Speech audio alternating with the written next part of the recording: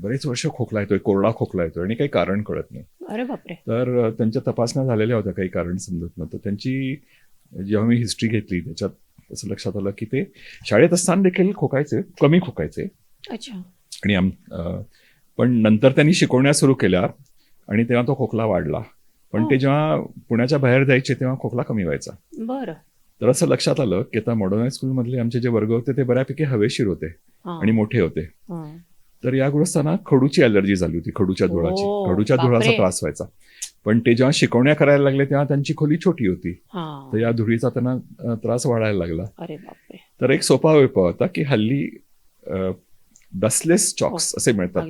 तर मी म्हटलं तुम्ही सर प्लीज, तेव्हा अर्थात नवीन आले होते, म्हटलं तेवढं तुम्ही चेंज करा.